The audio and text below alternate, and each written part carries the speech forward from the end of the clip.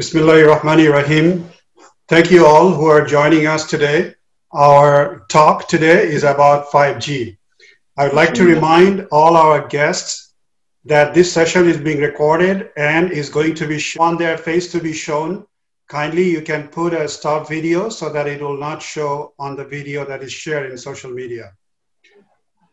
Few things. This is the way we do. First, 30 to 40 minutes talk by our guest speaker on 5G. Then we'll go to Q&A. Q&A has two parts. So one is in the chat session, if you click, you can put your question in there. And then second, once all the chat session question is done, then we'll move to one-on-one question, and you can talk to our guest speaker for today, one-on-one, and you can ask him. For that, I request you that you just raise your hand, and as we can see you, so we'll request you to ask the question to our guest speaker, and then from there, we'll go one by one. Once that is done, we stop the recording, and after the recording, it's a hangout, or Bangla, we call Adda. So that's another part that we all enjoy. So you can talk to him or talk to anybody, just like Adda. And in English, we call it, of course, hangout. So that said, who are joining today, thank you all again. Coming today, take your time. We'll hopefully learn something new or good information from our guest speaker today on 5G. As you know, 5G is a word that everybody's talking about these days. So let me share my screen and I will start telling you a little bit about this. We have done previous sessions and I'm going to introduce some of the speakers, and you'll be able to see some clips from all our previous sessions. Here you go. Yeah, big data বলে একটা টার্মই আছে. If you look at the big data, you can actually exploit people a lot. Information at once with a single qubit. That is the starting point. So IBM came in and disputed that claim, but nonetheless, it's a big achievement. Now, when you entangle two particles, there are four possible results that are highly probable. And that exploits the principle of quantum physics called superposition. Question is coming. So why people are going for more? Demagnetization. Some computer may not be available until, maybe 10, 12 years. I'll answer your question. Hardware download means there was a thesis, there's a proof from University of Jerusalem that sorting of 10 million and sorting of 10 billion will take exactly the same time. ব্যথায় বিচিত হয়ে যখন দেখি আওয়ামী মুক্তিযোদ্ধা, BNP মুক্তিযোদ্ধা, জাতীয় party মুক্তিযোদ্ধা, এমনকি জামাত ইসলামী মুক্তিযোদ্ধা, হাস্যকর, বেদনাদায়ক, মুক্তিযোদ্ধাটা পার্টি হয় কেমন করে? আমি আবারও এটা রিপিট করছি because this is very important three-letter word, which is অন্যায়ের বিরুদ্ধে প্রতিবাদ করতে হবে at any cost, and change needs sacrifice.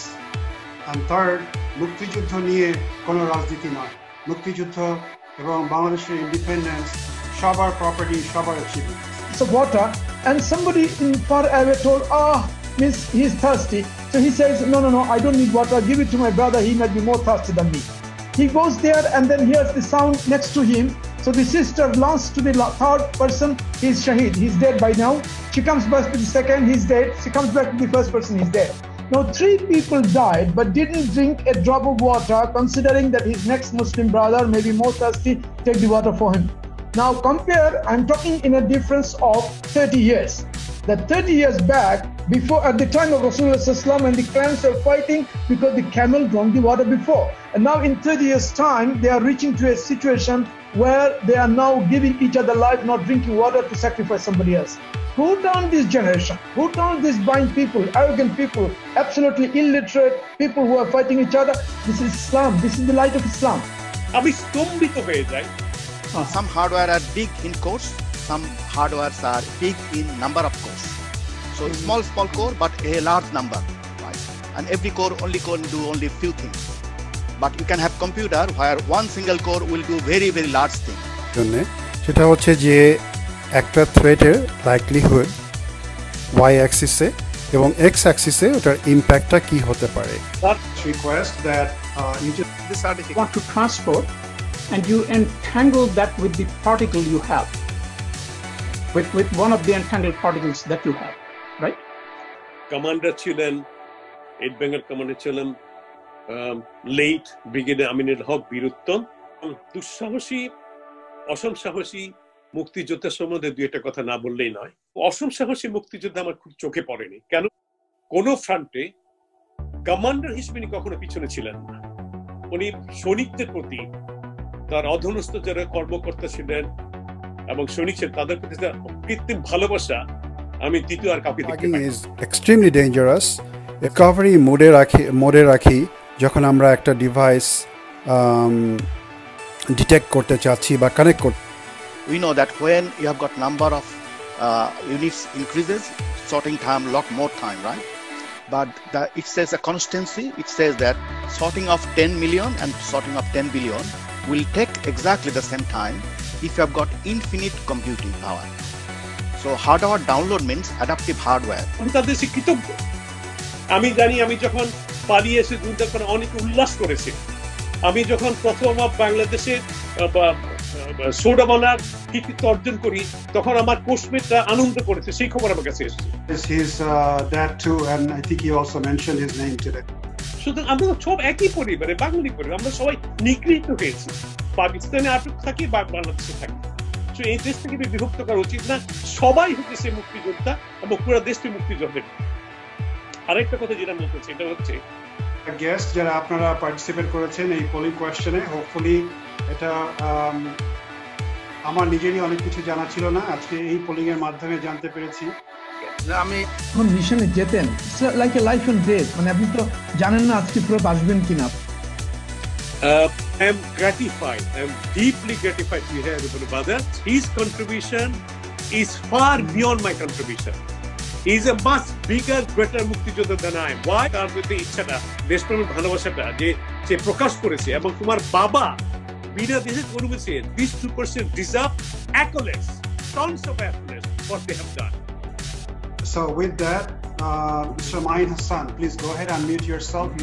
বিজনেসে রিস্ক থাকবেই, জিরো রিস্ক বিজনেস করা সম্ভব নয়। এটা নিয়ে দলাদলি করাটা উচিত, যেমন হিসাব দিতে হবে। So let us be a good person. Still the key of the main church in Jerusalem. মুক্তিযুদ্ধ এই মুক্তিযুদ্ধটা জাতির সম্পদ। আমাদের গোল হচ্ছে সাইবার সিকিউরিটির টার্মে কিভাবে আমরা ওই রিস্কটাকে মিনিমাইজ করে অ্যাকসেপ্টেবল লেভেলে নিয়ে আসতে পারি। But it also evaporates. That was the big finding by Stephen Hawking. So there are virtual processes, which means that out of nothing, right, vacuum of space, suddenly a particle and an antiparticle will come out. And a little later they will annihilate each other. Now what he found out is that one of these particles could fall into a black hole, right? Mm-hmm. And the other one could leave the black hole, come into our universe. But now think about what has happened. Our universe has gained mass. And the place where this particle antiparticles come out, they have gone back to their original state. So what is the net? We have gained some mass. So the black hole must lose some mass. So through these virtual processes in which a virtual particle actually falls into a black hole, the black hole is actually losing mass. So all black holes evaporate. আমি আপনার ছোট একটা example দিলাম যে আমেরিকার মতো বড় একটা দেশের ইলেকশন চেঞ্জ হয়ে গেল এই একটা এরকম ছোট বড় একটা হ্যাকের কারণে। There is an issue of what frame you are looking at it from. এবং আপনি যদি গুগল করেন কেমব্রিজ অ্যানালিটিকার অনেক ডিটেইলস অনেক কাজ পাবেন যে ওরা আসলে কি করেছিল আমেরিকান ইলেকশনে।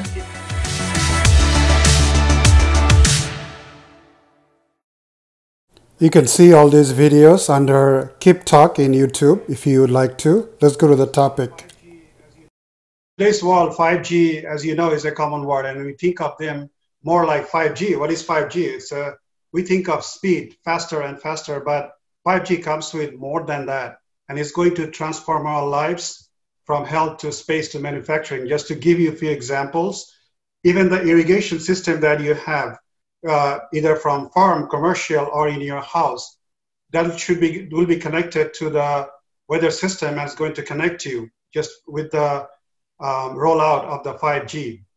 Of course, smart factories, smart manufacturing, wearable clothes that they're going to have chips, so the supply chain connection, things like that. Self-driving vehicles, drones. In summary, what we talk about is digitization of the entire value chain.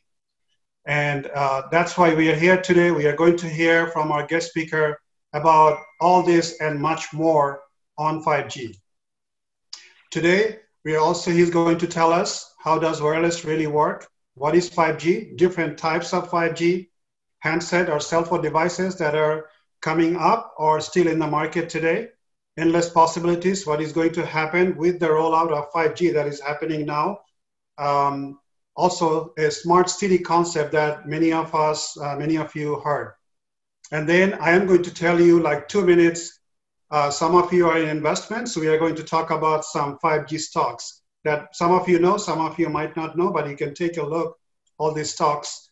And if you are, because in next 2 to 5 years, 5G investment will create a lot of value for your money. And then we'll go to Q&A and one-on-one. With that, I would like to introduce our guest speaker for today. Azmal Khan has been in the wireless industry for the last 20 years, currently working as a network manager and leading a team of engineers for the Los Angeles market. He's responsible for design, deployment of new technologies and optimizing the network and managing yearly OPEX and CAPEX expenses. An accomplished wireless industry leader for 14 years. And I think we say 14 years, that's because he has been with the T-Mobile for 14 years, as far as I know. Many of his expertise includes strategic thinking, talent management, inspirational leadership, finance, project management, etc. And also deployment and integration. Experience in risk mitigation and meticulous planning for any unforeseen roadblocks. And with that, I would like to also tell you something about his family. He's married with 2 children. His wife is also from Bangladesh University of Engineering and Technology, currently working in semiconductor industry. His daughter, Nushera, currently a senior majoring in bioengineering, and his son, Naib, is in 3rd grade. Azmal Khan received his master's in electrical engineering from Louisiana Tech University and his bachelor's from Bangladesh University of Engineering and Technology in electrical engineering. With that, I would like to welcome our guest speaker for today, Azmal Khan, to start his session. Azmal Khan, we are delighted to have you among us. Please go ahead. You can start your session now. All right. Thank you so much, Soel, for the introduction. And thank you, everybody, for joining. I know that weekend time sometimes are more precious than when we work because we spend that time with our family, right? So I really appreciate you guys joining this session. Let me share my screen. Hopefully that'll work. Yes. Okay. You can kindly make it bigger, yes. Yeah, sure. So, when I was putting together the slides, I could have used the word 5G revolution or evolution, right? Normally from one technology to another is evolution. But I think what 5G is going to do is a revolution rather than just going from one technology to another. So we'll discuss that in a little bit more detail. First, let me ask you guys something. It's kind of a challenge, If I tell you guys that, okay, the next weekend you'll have to leave without your phone, would you be able to do it? Or how many of you would be able to do that, right? The entire weekend, no phone. Maybe Musabir, you might. But for most of us, it's really challenging these days, right? It has become kind of like part of our DNA, our regular routine and everything. I can't think of like a day that I can survive without cell phone, right? So I know here we have audience from different industries, different backgrounds, right? So that's why I just wanted to start first A little bit about like, how does wireless really work, right? So, I hear this a lot when I talk to even with some of the sales organizations and some other individuals, right? They do think that our cell phone calls are carried through satellite, which is of course a myth, right? We all know that it doesn't. So actually there is a network of cell towers that help us carry that signal or the data session that we're trying to do, right?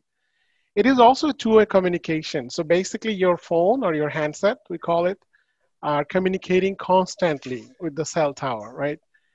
There's an uplink and there's a downlink. So basically it's a two-way communication talking to each other. Even though it's wireless between your handset and the cell tower, right? There's no solid medium in between. But after it reaches your information to the cell tower, basically we have fiber backhaul to carry that information from point A to point B. And I think, I found a nice simple diagram to kind of, show you guys. Hopefully that will clarify a little bit further.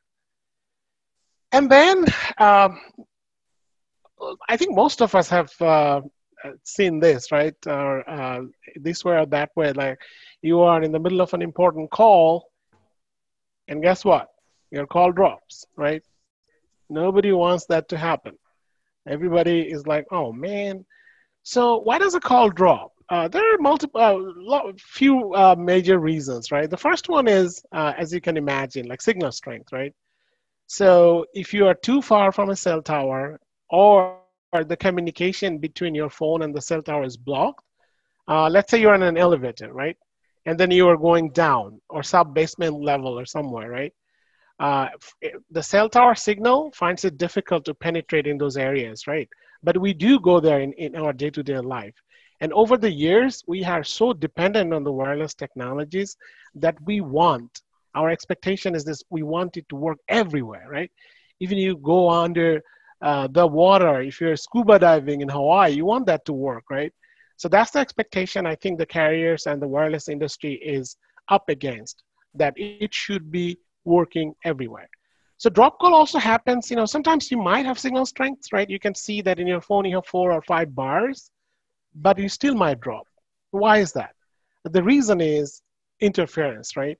So we kind of use the same signal from all different towers. Sometimes, if you have interference from another tower, that might drop the call. So I think call drop is becoming less and less of a problem these days. Our problem is mostly like throughput, right? I know everybody on this call more or less are tech savvy. We use our phone for a variety of things, right? It used to be just a simple voice call or a text. Now we use that to watch a movie, to watch the games, right? I have Sling. So I love watching basketball. So if I go anywhere, I can watch that. I don't have to be at home to watch that game for me, right? And if it starts buffering, I see that, the screen is breaking up. I can't enjoy the game, right? I do get frustrated. So why does that happen? So there is a capacity for everything in life, right? Even for wireless resources, there are capacities, right? Like the freeways, right? For example, in LA, it's notorious for its traffic jam and traffics, right, on the freeways. So let's say it's Tuesday, 5 p.m., peak hours. Everybody's trying to go home, right? And then you're on that freeway stuck for the last 30 to 45 minutes. Same thing with the cellular industry or wireless industry, right? So at 5 p.m., everybody's are out of the work, going home, and they're trying to connect to their loved ones, letting them know, hey, I'll be late, make sure dinner is ready and all that. So when everybody's doing it at the same time, you are using a pool of resources that are limited in terms of technology, right? Not so much on the carrier side. There are some spectrum limitations sometimes, right? So it's basically the highway lanes, right? The lanes on the freeway. So the more spectrum you add, the more lanes you add on the freeway, and the faster the traffic moves, right? But if you're doing something, for example, 11 p.m., right? Almost like middle of the night, where there are hardly any customers or subscribers on the cellular network, then you will see your throughput is a lot faster, right? So that's why sometimes, based on the traffic pattern, real life, the throughput also varies because it's trying to satisfy everybody and everybody's different type of needs, right? With limited resources. So one of the things we'll talk about resources is that when 5G kicks in, it's going to be 1,000 times better in terms of capacity. That's why it would be able to do a lot of the other things that the current technologies are limited to, right? So well, do we pause for questions or I just continue? Should I pause for questions if somebody has some impromptu questions? What do you prefer? I think it might be better if you continue and then we ask the questions at the end. Okay. Yes. Yeah, continue. Sure. No problem, Shulbhai. Because sometimes, the interaction makes the speaker feel like, we are having some interactions and learning. But anyways, I'll continue. So let me just try to explain in very simplistic terms, how does wireless really work, right? We can describe this in a variety of ways, but given the audience, a variety of different aspect of the expertise of the audience, right? So I tried to make it as simple as possible. So this is your handset device, right? And this is a cell tower that you're connected to, like we talked about, right? It's a two-way communication. And by the way, I just wanted to tell you guys a story about calling it a cell phone, right? Why is it called a cell phone? I know sometimes we call it a mobile phone, right? But a lot of us are used to calling it a cell phone. The reason being, in the beginning, when we started for wireless, the coverage of a tower was represented by a hexagon like this, which looks like a cell in our body, right? So if you see this, sorry, that's why we cannot see your desktop. Are you trying to share something to show us? Any diagrams you're trying to share? You guys are not seeing the diagram? No, I am not. I don't know about others. Yeah, we can see your PowerPoint. Yeah, I can see. But do you see the diagram on the right-hand side? Seeing you. No, we can see. Yeah, we see it. Go ahead. Go ahead. We can see your PowerPoint. Yes. Oh, okay. So you see the cell towers and the cell phones and everything, right? Yeah. Okay, cool. All right. So I think one individual, we're having some problems. What I can suggest you do, you can restart and see if it works, right? So everybody else can see. Sorry about that. All right. So, so this is us, right? We're having a conversation. You're trying to call someone, let's say, right here, right, on the right-hand side. So what happens, first the call, it goes through the tower, the cell tower that we have, right? And then from there, it goes to, call it like mobile switching center, MSCs. And then the MSC decides, who is this call for, right? So when there are thousands and thousands of calls are coming, right? How do you know that I'm trying to reach this specific person, right? So, there are some headers in the packets, right? So it says, okay, so this packet is for this individual, right? And then it starts to look for in which area this individual is at right now. So the way it knows where you are is basically right now, for example, right? You guys are sitting somewhere, you guys are listening to the session, and then your phone is right next to you, right? Even though you're not using it, it's constantly communicating with the network. It's telling the network, hey, here I am. If I have a message, please send it over here, right? So first it goes to a particular area with a bunch of cell sites. Then it knows that within that area, we call it routing areas, there's a particular cell site that the individual was there like a few seconds ago, right? So then the call, it starts pinging you through that cell tower, knowing that, you are there. And that's how it knows that you are there, right? So, and then the cell tower consists of a few things. There's an antenna at the top, right? And then we call it BTS, base transceiver station, or these days, it's called E-node Bs, right? So what is that? So that little box, well, not little, kind of a big box. I know I was just laughing. It's a pretty big box. So that box contains most of the things that you need to process your call, right? So what do you need? You need a radio to transmit your call through the antenna, right? It also has receivers at the same time so that it can also receive calls. You also have some power modules, right? So that it can power all this equipment. And you also have a brain, like a CPU of the computer. It's called baseband, right? So those are all the things that is inside a cabinet. And I know you all use wireless carriers, right? For your wireless needs. So every wireless carrier that depend on some third-party OEM, right? For example, the BTS station that I just mentioned, it comes from either Nokia or Ericsson or Huawei, right? Samsung, they're the major vendors. Antenna, the carriers, they get it from different vendors. Phone, of course, you know, we get it from Samsung and Apple. So what are we doing here? Basically, what the carriers do, they do provide this conduit in between, right?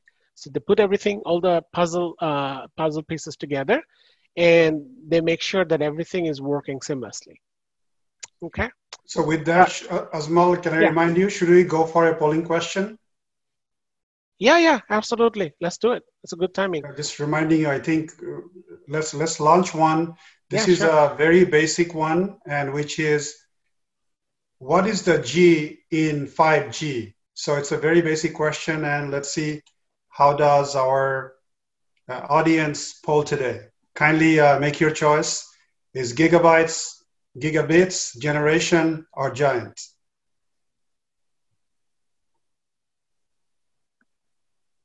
Anwar, you can ask Shafin.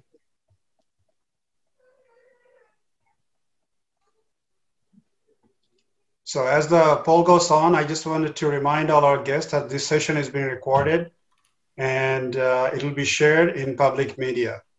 We had a little trouble in the beginning. My apologies. I tested, but that time it was working and it didn't work. So my apologies again. There was a nice video of our previous shows. So it looks like in a few more seconds, we'll end the poll. Let's end the poll. I think most of the audience. 5G is not generation, right? I like to believe it's generation. Gigabits or something. Yes, we'll end the polling right now, and let's see what our guest speaker says. You have the answer? All right. You want to share the answer with the audience? Yeah, so 82% say generation, 12% say gigabits, and 6% says gigabytes, and nobody choose giants. Any comments?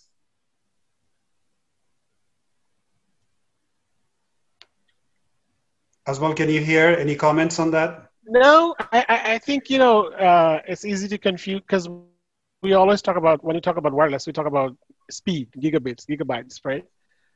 Makes some people might think that that's where the G comes from, but I think, was it Mahmoud Bhai? I'm not sure. Somebody mentioned that the G, I hope it's not for generation. Actually, it's 5th generation, right? So I have generation without asking my son. Yeah. So my guess was right. So, you know, yeah, it is a generational thing, you know, 5th generation of wireless technology, you know. There's a governing body and they decide that. So okay, if we're done with the poll, I can go to the next slide. Please go ahead.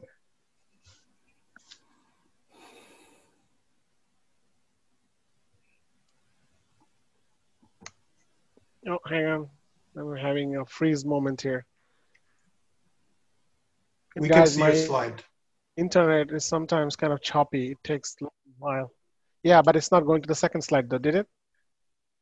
No, it didn't. I'm trying to move it from this slide to the next one. Yeah. And hence the need for 5G. Okay, you guys can see. True. I think you guys can see it now, right? Yes. Okay.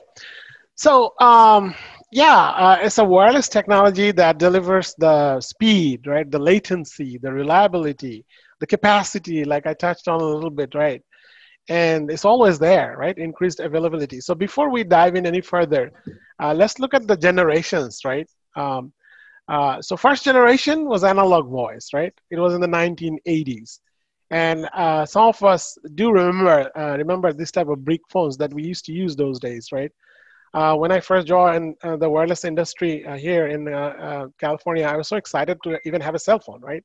It was a big deal at that time. It was big, of course, right? So that was mainly for voice, right? What we could do with the first our first generation analog voice. Then came the 2G. You guys all remember this iconic Nokia handset, right? So then we got all excited. We could do voice as well as text messaging, right? It was still not the smartphone era, of course, but we could do at least SMS on that. Then came the 3G, the third generation of the wireless communication protocol, right? We on top of SMS, we added MMS. We started sending the nice pictures that we take during our vacations, sharing it with our friends and families, right? And some limited capacity, we also started using the internet, right? So you guys remember the BlackBerry device. So that is in the year 2000. Then comes 2010. So that's when the smartphones, touch screens, revolutionized the industry, right? And of course, users as well. So IP-based, VoLTE, voice on LTE. LTE stands for long-term evolution. This is basically another synonym for 4G, right? And I think if you read some articles, you will see the MBB, which is mobile broadband. And there is narrowband IoT that is called Internet of Things, right? So as you can see, if you look at the years, every 10 years, right? 80, 90, 2000, 2010. So every 10 years, the technology gets upgraded, right? For next generation. So look at the difference. Before, it was all just a single device. We are just improving our phone features, right? Getting fancier and fancier. But if you look at 2020, look at what 5G is going to do or can do. It's not going to be limited to just a single device, right? Like we're using 4G right now. You can connect a whole host of industry, whole host of applications, and bunch of other things, because now the capacity is huge. Instead of supporting only a few hundred or 1,000 sessions per cell tower, because of 5G, you'll be able to support thousands and thousands and thousands of connections, right? So we will talk about that a little bit in more detail, like as far as which industries 5G will touch on, right? And actually the question is, which industry it will not. Basically, any industries that we're aware of, it will be touched by 5G.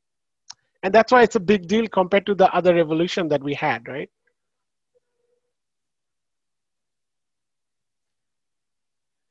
Okay, so let's go to the next slide.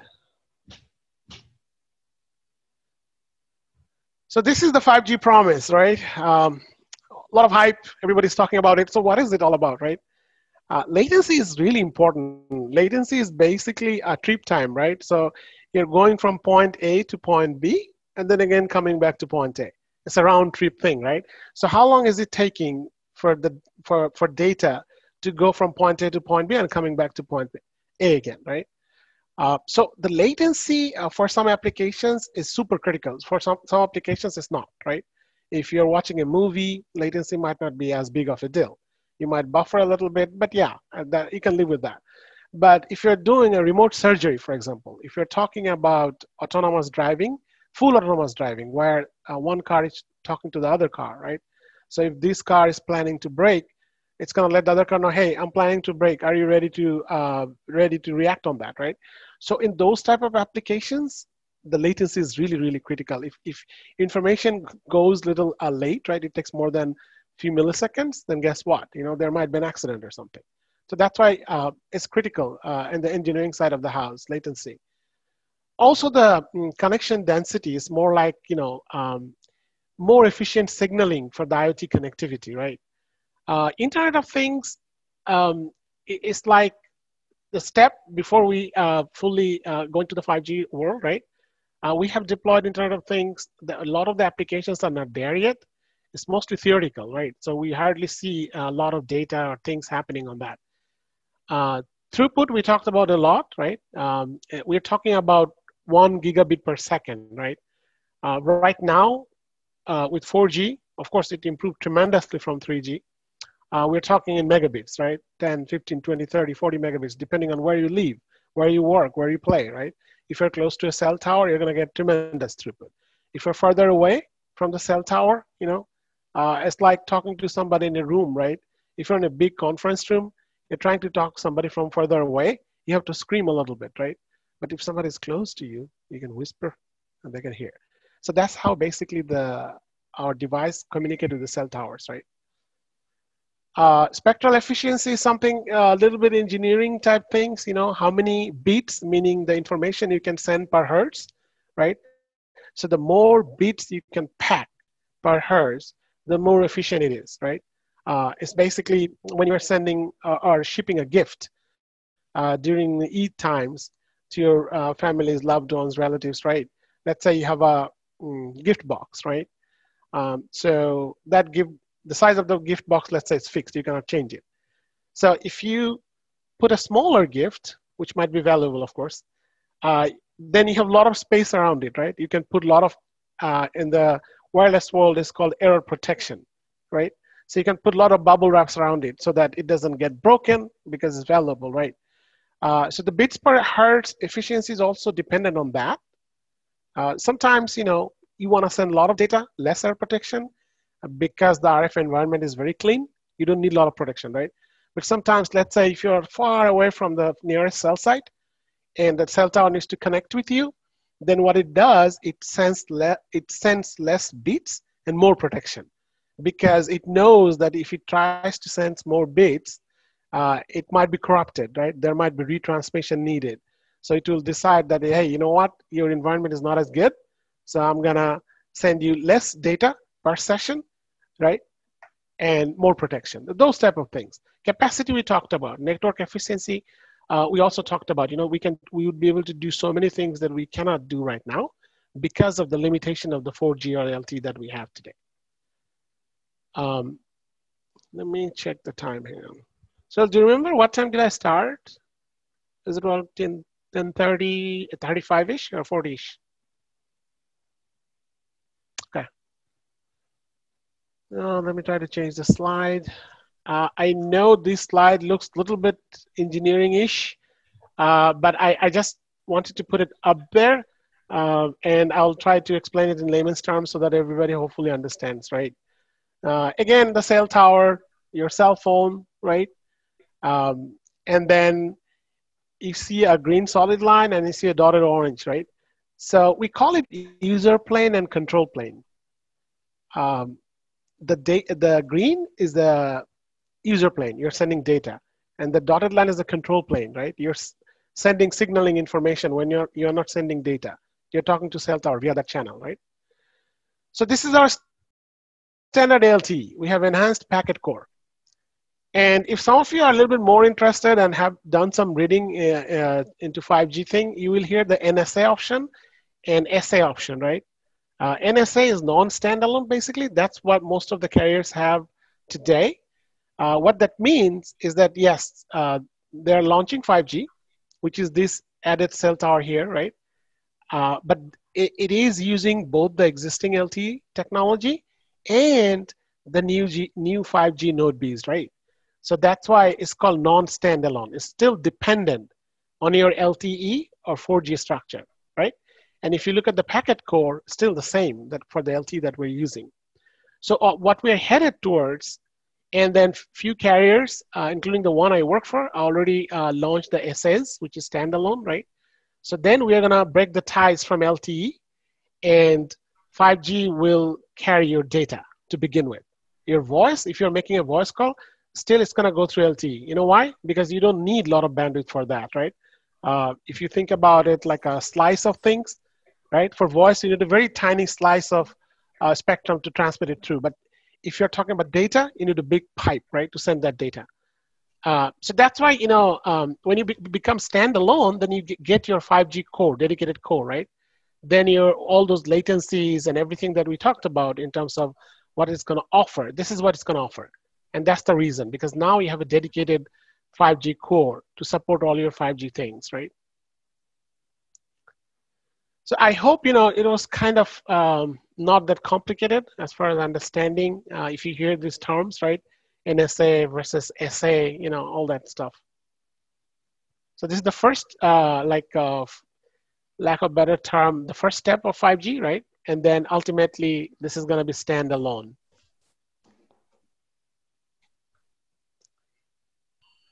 Okay. Yeah. Let me know if you want to sip your glass of water and.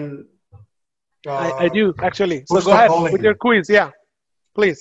Sure. It'll give you a break and we're okay. So we'll go for the next polling. By the way, I want you to know that all these polling questions came from our guest speaker for today, not from me. So, you know, he's expert into this. So I'm going to launch the polling. Here we go. So we hear about the 5G. Which frequency band goes the farthest? Is it low band, mid band, or millimeter wave, mm wave? Please make your choice, and we'll share the results in few more seconds. Looks like nobody's choosing mid band, low band, and mm wave is getting the most votes. It's a and guys, you know, we'll explain this. এইসব কোশ্চেনের উত্তর জানলে তো আমরা আমাদের এই সেশনেরই দরকার নেই।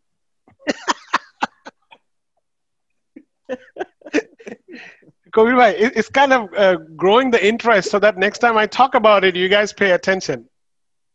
Kabir bhai, question যদি না জিজ্ঞেস করে তাহলে না কোশ্চেন যদি না জিজ্ঞেস করে তাহলে টিচার স্টুডেন্ট রিলেশনশিপটা এস্টাবলিশ করা যায়। আরে এগুলি জানলে কি না এগুলি জানলে কি এর মধ্যে ঢুকতাম নাকি? Okay, so we are going to end the polling. Problem হচ্ছে স্টুডেন্টরা সবাই old. So you're going to end the polling and share the results.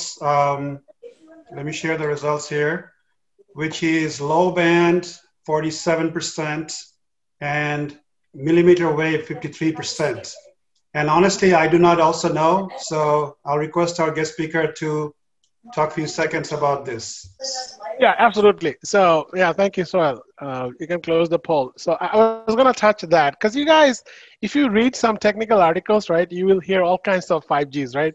So you might wonder, like, okay, which one is better than the others, or are there anyone better than the others, right? Hang on. Issues in the slide. Okay, so that's the next slide. Perfect timing, Soel. The different type of 5Gs, right? Not so much from the technology standpoint, is basically from the type of spectrum that each of the carriers are using to transmit their 5G data, right? That's where the rubber meets the road, basically. So you'll hear, you know, some carriers will say, yeah, we are launching 5G. So they're launching 5G on millimeter wave, basically. What millimeter wave is very high frequencies, like 28 gigahertz and 39 gigahertz. Now, you might think, what does that mean, high frequency, right? What it means is basically, you know, there's a wavelength equation, very simple. I think in high school physics, we learned that. So lambda equals to c over f, right? Lambda equals to wavelength, c is the speed of light, and f is the frequency. So if you think about millimeter wave, it's very high frequency. So the value of f, the denominator, right, is a lot higher. So the lambda becomes smaller. What that means is the wavelength becomes smaller, tiny, and it cannot go further. So the millimeter wave goes the least distance, right? And if you look at the color coding here, by the way, I got most of the information from Google, right? So if you look at the low band, the millimeter wave color coding here, right? What is this, light green? So you can see the millimeter wave 5G will be covering areas, you know, where there are tons of traffics, but it's not very far from the cell towers, right? So for example, there's a stadium, and you can see here, there's a traffic light, and there's a millimeter wave transmitting from there, right? And there's a car here. So because it cannot travel that far, and it is very prone to like obstructions. If there's a building, it's not gonna go through that building. All signal loses some strength when they try to pass through buildings or trees or foliage and all that, right? So millimeter wave is very sensitive to that. And that's why it is deployed only in the urban areas, right? For example, our downtowns, right, where we have lot of foot traffic, all that areas. That's where it makes sense. That's why it's called urban coverage, right? If you look at the mid-band, most of the carriers have a lot of spectrums. When I say a lot of spectrums, I know some people joined a little late. A lot of spectrum meaning a lot of lanes on the freeways, right? So they have a lot of lanes on the mid-band. And if you look at this mid-band color here, slight bluish, right? So it covers suburban areas, right? So if you cover the urban areas with millimeter wave, you cover the suburban with the mid-band, and the low band, actually, the answer to the quiz is basically the low band goes the furthest, right? Why? Because remember the equation wavelength lambda equals to C over F. So F value is a lot lower now, right? That's why lambda becomes higher. So you have a bigger wavelength. It can travel further, and also it can penetrate better throughout buildings and other things, right?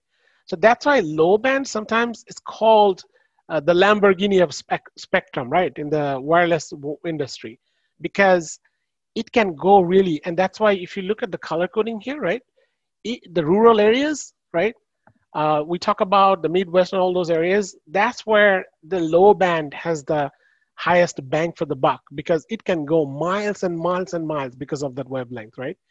And then if you have your 5G, the idle case scenario is that you have your 5G on all three bands, right? But these spectrums are billions of dollars worth that you get from FCC, from our government and all that, right? So if someone has a portfolio of all three types of spectrum bands, then that's the best way to deploy this 5G, right? Unfortunately, some carrier has this, some carrier has that, and some carriers has a good combination of all these three layers, right? And that's why sometimes you see difference between different carriers, especially depending on where you live, right? Based on their spectrum holding, based on the proximity of their towers to where you live, right? Based on all those things, you get different type of experience. So I hope so for the audience is clear now that low band goes the furthest and why, and that's why it covers the rural areas, right? The one beauty of millimeter wave is that even though it doesn't go very far, and when I say very far, it goes roughly 400 to 500 feet from the cell tower, which is really, really close. But the benefit is that the number of lanes on millimeter wave is huge compared to the low band, right? So that's where the trade-off is basically. In engineering, a lot of the things are trade-offs, right? So yeah, your signal don't go that far, but guess what? If you get the signal, you're gonna get the best throughput on millimeter wave. Why? Because it has a lot of lanes on the freeway compared to the low band and mid band. All right, so now from the consumer perspective, right? So, there are different aspects of 5G. So there's a carrier perspective, there's a technology perspective, and of course, from the consumer standpoint, what handset do I use, right? And what is that? So I think, Swell, we had a quiz before this slide, right? Yes. So let me go back then. So which handset is ready for 5G? And the choices are, is it iPhone 11, Galaxy S20, Android? So I request our guests to kindly make your choices.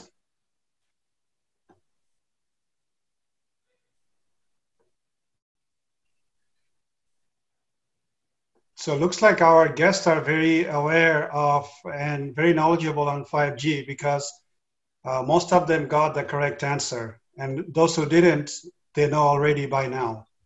So that's good to know. That's good to know, yeah. So I'll end the polling right now and share with you. And if you would like to make a comment, end the polling, and I'm going to share the results. So 36% show that is actually iPhone 11, guys. And 79% says Galaxy S20, and 0% on Android. Please go ahead, your comments. No, thank you, Sal. So yeah, basically, most of you guys got it right. Samsung, of course, I'm not here to preach any specific carrier or any handset manufacturer or anything, right? But Samsung in general is a little bit ahead in terms of adopting new technologies. iPhone has, Apple has their fan base, right? So they go a little slow on that. So the iPhone 12 that is coming sometimes this fall, the 5G. So until now, Apple doesn't have any handset that covers 5G, right? It's coming in the one fourth other quarter. suggestion, yeah, Q4, I think, right? Winter, not fall. Okay. Yes. One other suggestion, let me go to the handset slide. So these are some of the handsets, from different manufacturers these days, right? That are already supporting 5G. And then the carrier that you're using, you'll also have to make sure that they also have 5G launched, right? So, in order for the carriers to launch a new technology, it takes years, not months, right? You have to modify your cell tower. You have to add new equipment to the tower.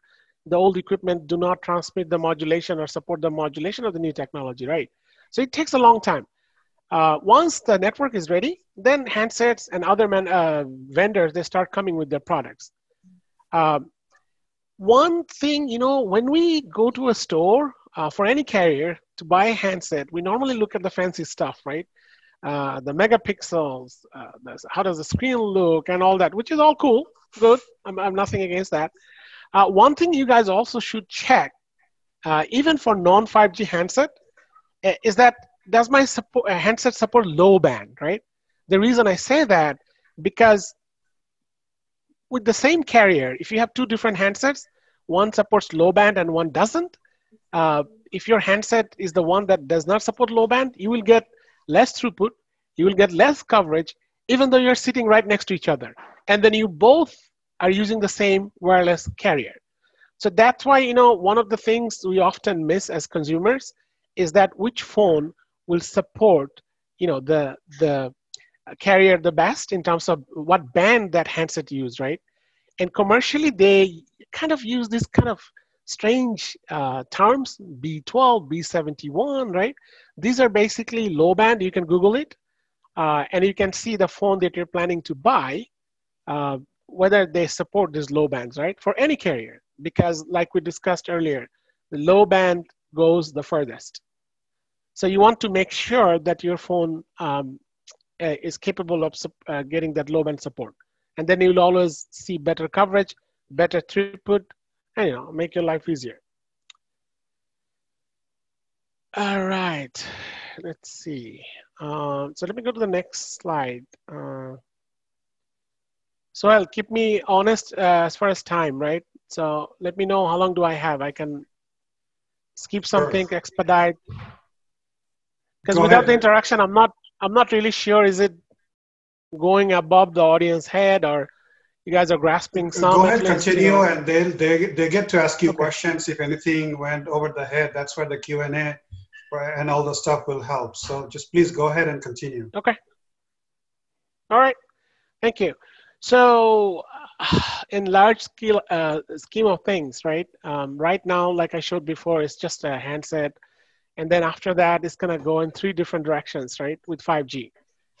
Human to human, which we do today, human to machine, and then machine to machine. So you will hear this term a lot, M2M, M2M. Everybody talks about M2M. Okay, that's machine to machine.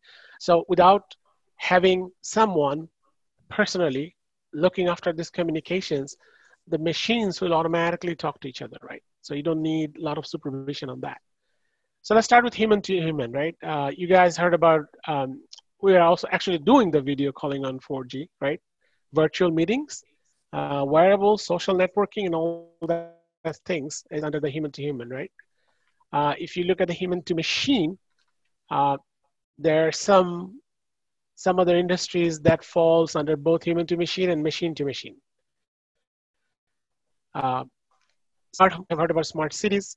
Healthcare monitoring is going to change our life as we know it, because it's going to be huge because of the throughput and the latency. Vehicle to infrastructure, right? So if you are driving an autonomous vehicle, that's why it's under machine to machine. It's going to talk to the signal light. And if the light is red, then without any driver intervention, the vehicle will be stopped, right? Because they communicated and it knows that now it's red and I need to stop. So those type of interesting things, with all these vehicle manufacturers, they're coming up, that's what we'll do. And if you keep an eye on the left-hand side, the financial implications of this technology is huge. ginormous, humongous, right? 12 plus trillion dollar global economy output by 2035, right? So this is the future for next 10 years. A lot of jobs will be created. And then on the right-hand side, again, industrial automation. It is something that will also ride on the 5G network and 5G capacities, right? And then vehicle to vehicle, of course, we talked about that. Vehicle to pedestrian. If you're crossing the road, you don't want an autonomous vehicle run over you. So if you're putting some wearables or wearing something, it will communicate with the vehicle and let it know that, hey, you know what, I am crossing the street now, you need to stop. And all these communications are gonna go through the cell towers, right? That's how they're gonna talk. And they're gonna talk really fast. On the left-hand side, if you look at the industries that it's gonna touch, it's basically every industries that we know and we on planet Earth, right? Individuals, community, society. We talk about public safety a lot, right? Environmental factors, smart cities, and all that in between. So the applications normally do follow after the network is deployed, which all the carriers are doing frantically right now. So next year, you will get matured 5G coverage from most of the carriers, right? Depending on where you live. And then from there on, there'll be more and more applications. A lot of the applications we don't even know how they're gonna shape and what they're gonna do because it's being developed as we speak, right? So these are some of the ones that we know of. And I think, I just added this slide this morning. I found some interesting comments in our Viber group, and I think Sohail also sent me some things. So I went to World Health Organization page. As an industry, working in the industry, I haven't heard this thing that 5G is related to COVID-19. Sorry, I wrote COVID-10, I guess. But it is not actually, right? So we know that COVID transmits through respiratory droplets. I know we have a few doctors on the call, and the spectrum and the radio and the technology that we are using for 5G, it has been there for years, right? It's just you're using the same frequency for a different technology or modulation. It has nothing to do with COVID-19. And then also, every cell tower that all the carriers they build, there is a FCC requirement that you have to pass a threshold called MPE, maximum permissible exposure. What that means is basically you need to make sure that the antenna that you're putting on a rooftop, on a building, on a tower, right, with a certain distance, right? If the rooftop can be accessed by public, then you need to make sure that up to a certain distance, you put some signs, you put some restraint things, right? Chain link fence, some barriers so that people can't go too close to the antennas. And most of us even never go to a rooftop, right, where a cell site is there. So these, if you do not pass that MP threshold, then you cannot turn on a cell site. And that's why you guys will be surprised to know that it takes us roughly, especially in LA, because there are a lot of restrictions, it takes us roughly 18 months to 2 years before we can put up a cell tower. So once we decide that, yes, we're gonna put up a cell tower here, it takes 2 years because of all this, whether this building is a historic building, then you cannot touch it. And then if we are putting our antennas on a tower, we need to make sure that there are no endangered species, right, on that tower, like bald eagles and other things. You guys will be surprised how many hoops the carriers do go through. You guys think, from consumer standpoint, we think, oh man, I don't have coverage. Why can't they put up a tower right next to my house, right? It's a process. It takes a long time. And then all those processes are regulated by FCC. So you cannot put something that would be detrimental to the public. And then as carriers, it's also their responsibility in making sure that we are not putting something up that would be harmful for our customers, right? So I just wanted to cover that. Should we go for a polling question? A few other terminology. Oh, yeah, sure, go ahead. So while you drink some water, I'll give a quick question. It's the bars on your cell phone indicate signal strength. Is it true or false? It's a tricky question, so I hope request our guests to kindly make your choices.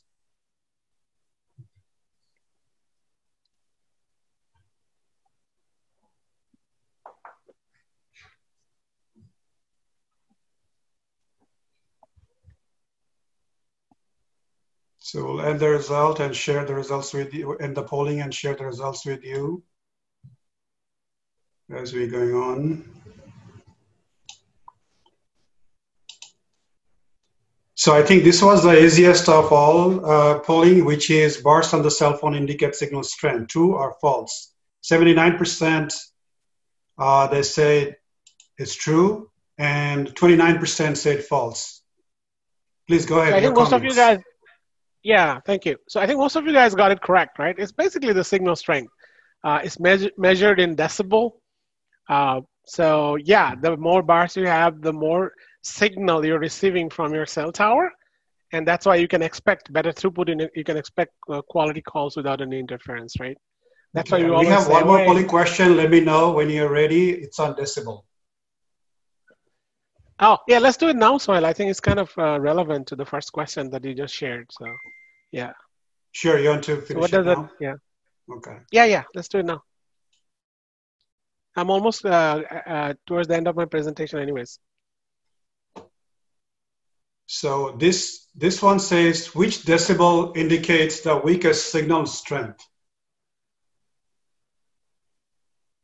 Request the guests to kindly make your choices. This will be the last polling question. Just even you do not know, just take a guess and we'll learn from our speaker for today. So decibel is basically the unit for measuring signal strength, right? So we have unit to measure a lot of things, right? This is how it measures that how strong or weak the signal is.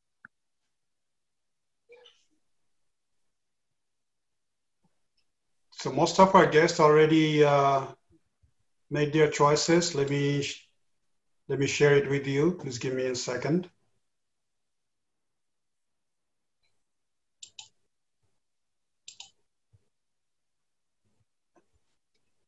So these are the choices came: 47%, 0, 7%, 50, 40%, 113, and 7%, 25.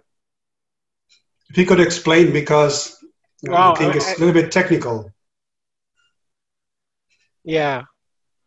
No, I understand. But still, majority of the people got it. So basically, yeah, in decibel world, it's the opposite, right? So the closer you're to the 0, the stronger the signal is, basically. So neg 113, for example, is considered as weak signal versus neg 50 is very strong signal. 0 is kind of impractical. We don't see 0 on our thing, but at least neg 50, the closer you're getting to 0, the stronger it is. So the right answer is basically 0. Great, good to know. Yeah, please continue. All right, so I'm just almost wrapping up my presentation, so just bear with me. I think this is a little bit too technical, so I don't know how much I'm going to spend. So you will hear about mobile. These are some of the use cases for 5G, right? Some of the terms you might read on the internet, or you might hear about. Mobile broadband is basically, like right now we have our home internet through fiber that comes to our house, right? That's how we're doing the Zoom call. We're using our Wi-Fi and our internet, right? So with 5G, what mobile broadband will do, it will take over that part. So you can basically have a router that will get the signal from the cell tower, and you can use that. So you don't have to have a dedicated, internet service provider, right? So those type of things. Latency, we talked a lot, right? So you'll hear that URLLC, which is ultra reliable low latency communications, right? During remote surgeries. We have, of course, a few doctor friends, and they already told me that they're cutting down on some of the rotations they normally have. Is known as the moonlighting in the doctor's world, right? Moonlighting, because one doctor centrally managing multiple hospitals through the iPad and going to the patient, checking things. So slowly and slowly, those things are coming. some industry standard wise, and we talked about machine type communications. This is like thousands of little devices, right, in specific areas. Let's say stadium parking meters, right? We might have several hundreds parking meters on a stadium parking lot, and those can communicate via using 5G network, right? And you guys have heard VR and AR, virtual reality, augmented reality. In order for that to happen, the latency has to be almost non-existent. So it feels like as if, we are talking or doing things face to face, right? There's no lag or no buffering or no latency. So that's that. And then some of you have heard about IoT. Like I said, it's a convoluted system, right? It's a combination of mechanical and digital applications, infrastructures, right? Which each of them, like IPs, it will have their unique identifiers. And through that, they will transfer data amongst different type of ecosystem, right? Right now, let's say LAPD, right? They have their own controlling system. They're monitoring their choppers and where things are happening. But most likely, they don't have any overlapping with LAFD, the fire department, right? Or the other departments for the city.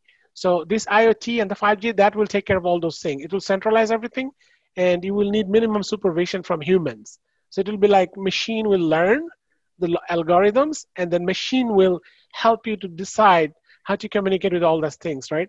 So we are working on a couple of projects with the city of LA. For example, if there is a fire somewhere, right? If you have a fire detector, installed there, talking to the cell tower, it can let the fire department know well ahead of time before it gets out of control that, hey, there's a fire, it can sense smoke, and that's how it's going to communicate through IoT, through cell tower to LAPD or LAFD, right, in this case. Or a gunshot, If there's a gunshot, the sound wave will trigger that, and it will be communicated to LAFD saying that there was a gunshot here, you need to dispatch some things, right? And then IoT and the 5G, automatically the closest cruiser that is there will dispatch that cruiser for that event. So those are all the things that are coming for us, right? I know you guys are tired already. Smart city, similar things, same concept, getting everything together. And I guess this is my last slide. So my question is, are you guys ready? It's gonna wow all of us, everybody. So it's going to change our life as we know it forever. So that's all from my side. Thank you, Soel. Back to you. Thank you, everybody. And then I think we're going to start the Q&A right now. Yeah, thank you, Azmal. So we are, next session, after this, we're going to go to Q&A. But before Q&A, I'm going to share in 2 minutes. Many people, our investors are here. And we'd like to share our 5G stocks that we think are going to do well. You have to do your homework, but I think at least we'll give you the highlights and you can take a look. Because in next few years, I think 5G will roll out and it's going to change everything. As you heard from our guest speaker for today, it will change the way we behave, the way we manufacture, the way we wear clothes, the way we do our irrigation, the way we do many things, space, everything will change. So I think there are a lot of money also to be made when 5G rolls out. So I'm going to share, if you stop sharing, Azmal, and I can share my slides.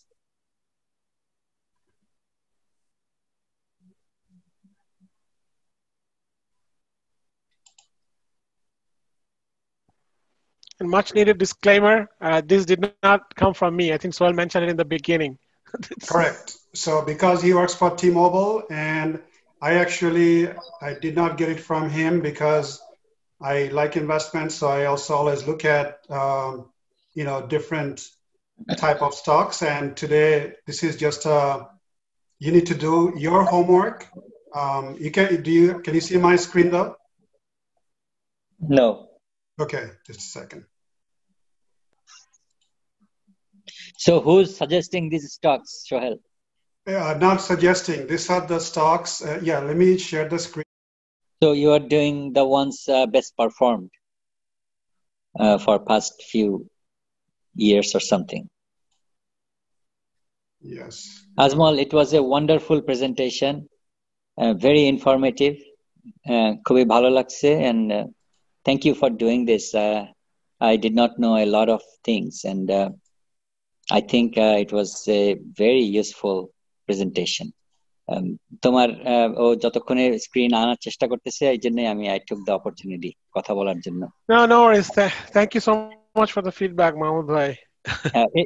It was wonderful. আমার তবুও একটা question যেটা question আনসারে করা যেতে পারে, কিন্তু এখনই জিজ্ঞেস করে ফেলি, সেটা হচ্ছে যে তুমি বলছিলে যে 5G is fundamentally different than the earlier ones. So first generation, second generation, up to fourth, and then 5 is a whole different ball game. তো ওইটা ওইরকম ভাবে আমরা আলাপ করতে পারি না হয়তো because of the technicality of it, অথবা আজকের স্কোপের মধ্যে হয়তো এটা ছিল না। কিন্তু I'd like to know that in some future presentation from you, যে how it is fundamentally different, এবং মানে এই জিনিসটা একটু যারা আমরা একটু টেকনিক্যালি ইন্টারেস্টেড তাদের জন্য।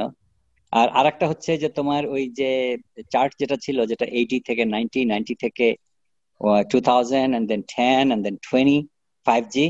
সো আমার কোয়েশ্চেনটা ওখানে হচ্ছে যে যেহেতু এটা একটা 10-year প্রোগ্রেশনে চলছে, so do we have anything for like 2030, যেগুলো আমি জানি যে সমস্ত রিসার্চ এখনই শুরু হয়ে গেছে, so 2030 জন্য কোন ধরনের টেকনোলজির কথাবার্তা এখন তোমাদের ল্যাব চলতেছে? এটা খুব যদি হাইলি ক্লাসিফাইড না হয় তাহলে ওটা একটু জানতে চাই, এবং সেটার কি কি জিনিস 5G করছে না যেটা আবার সেই 2030 whatever that 6G or whatever that will be doing. Sure, Mohammed bhai. We are going to go Q&A in 2 to 3 minutes. So if you don't mind waiting, my slides are ready, and you could be the first one who can, he can answer the first question. Is it okay? Absolutely okay. Yeah. Sure. Can you see my screen now? Yes, we can. Yes, okay, good. So, like I said, we are not recommending this talk, but those of you who are in investments, you can take a look at these companies for the 5G rollouts. So 5G rollouts will happen, in sequence. First of all, the infrastructure needs to be done. And our guest speaker can also tell you how the rollout is going to happen in what phases. But if you look at it, Qualcomm, Ericsson, Nokia, some people, Ericsson and Nokia, they discount them, but I think based on my knowledge, Ericsson and Nokia still have much leverage in the rollout of the 5G. Then, of course, Z-Link, Marvell Technologies, NVIDIA, they are also big partners in the 5G rollouts. Then comes, of course, the carriers, who is Verizon in USA, Verizon, AT&T, and T-Mobile. So they are fighting as a carrier. They are also fighting for that. I would have a question to our guest speaker on Comcast, how they are playing in this field. But I think what I heard is Comcast, when the rollout is done, they will be also benefited somehow, some way. Skyworks is also a big player. Inseego, actually, one of our junior friend from Austin, Texas, told me about this, and I did put a little money on it, and it's doing well. And it's also very cheap. When I bought it, it was about $8. Right now, it's going at $12. Now, there are some other stock like Corning, who makes glasses, for example, like Apple and some other phones. Ciena, Acacia, Crown Castle, Tower Semiconductor. Resonant is only $2.17. But since I looked at it, it already went up $1.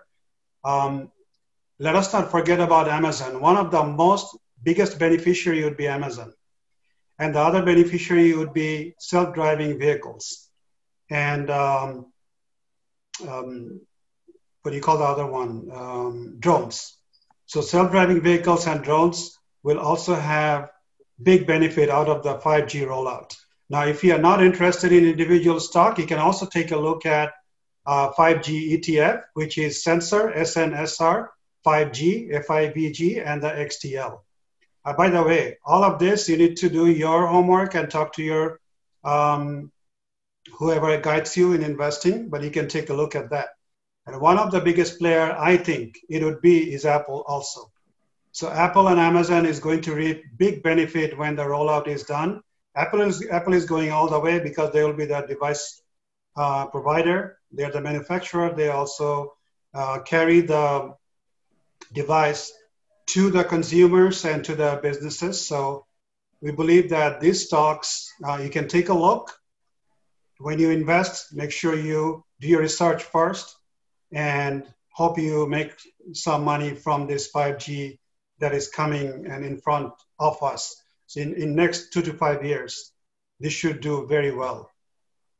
With that, I'll stop the sharing, and we have, if you are ready, Azmal Khan, we do have a lot of questions. So I'll read it to you. A few of them came in chat session.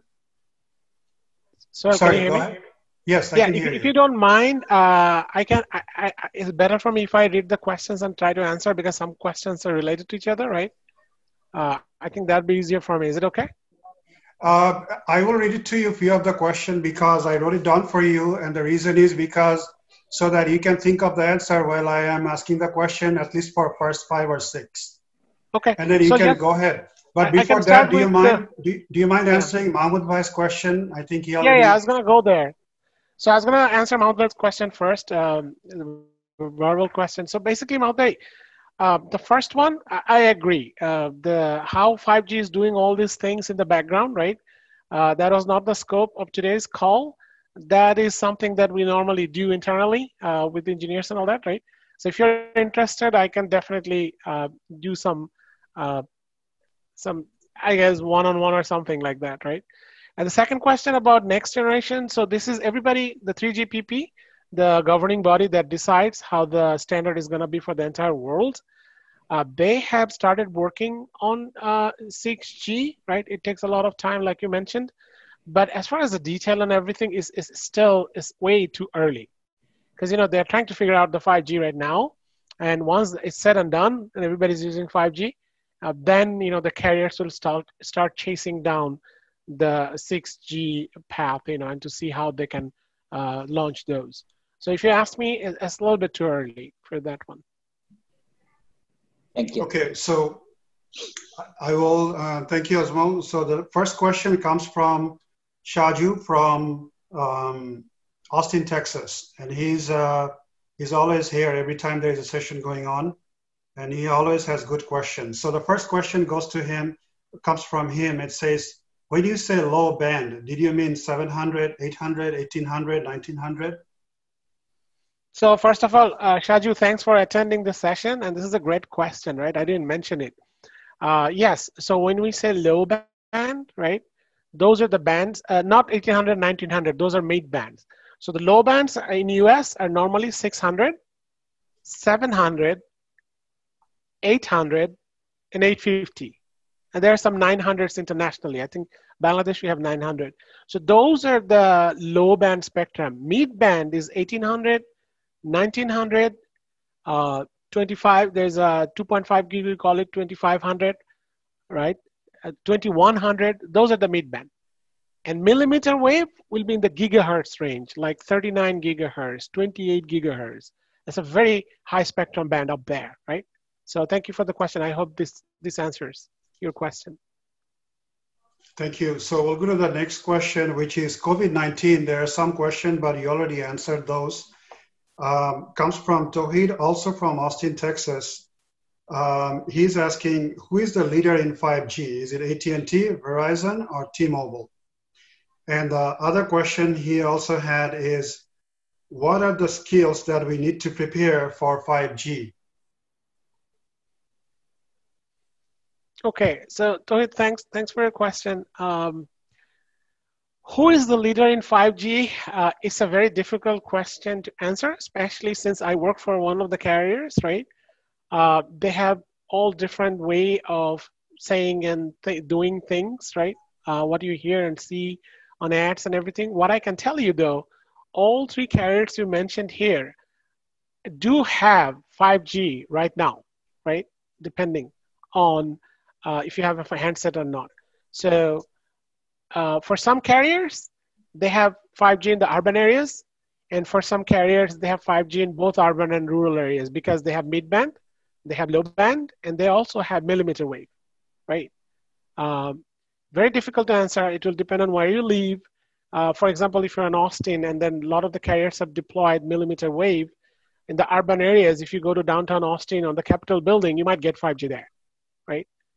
Some of the rural areas, a different story. So one of the carriers out of these three has deployed 5G for rural areas as well, so that if you are with that carrier, then you can get 5G from them. And then, let's see. The skills that you need to prepare for 5G. So it will depend like which field you are interested in, right? So like I said, for the handset, the chipset industry is a different game, right? For example, Qualcomm's of the world, they normally build most of the handset that go, chipset that go inside the handsets, right? So if you're studying engineering, for example, right? If you're studying electrical engineering, you might want to focus on semiconductor type majors, right? So that you can get involved in those type of industries who are building the backbone in terms of the handset side, right? Or you can also work on the carriers who are deploying 5G like us. That is called RF, radio frequency. So if you take some courses for some engineering studies for that, that will cover that. And then of course there are vendor sides, right? There are research going on, R&Ds. If you have PhDs in electricals, mostly computer science, right, for coding. Overall, I think the way 5G is evolving, I think, you cannot go wrong with coding, right? Especially the world that we live in. Everything is revolving around coding these days, and it will more and more. So that would be my answer. Thank you, Azmal. We got few questions. Actually, one question came from few, which is Kabir Ghulam Bhai and Miraj. They are saying that, can you talk a little bit more about the 5G rollout, the timeline, deployment? What is the status on it? So most of the carriers are in the middle of deploying 5G right now, right? In US, I'm talking about, of course. I don't know about the other countries, but here in US, it is 30, 40, 50% of the populations are already covered under 5G, right? Under what band, what type of throughput you're going to expect is a little bit different story, right? So in some form or fashion, every carrier in US has 5G right now. When will it mature, I guess? That will be next year, right? So by end of this year, towards the end of this year, you will see a lot more so all the carriers are having a lot more footprint on 5G. But if you ask me, it would be sometimes mid next year that it will be in full swing, basically, with all its potential. Azmal, yeah. Azmal, Amar, I was a Sprint subscriber, and I had this. I bought the Samsung 5G, and I was getting my 5G from Plano, Texas, where I live. And when it merged to T-Mobile, I lost it. It went back to it rolled back to a lower. So just I guess my question is, are you guys the question is very legit? Like, is it 20%, 30% rolled out? Because I don't see it from Plano, Texas.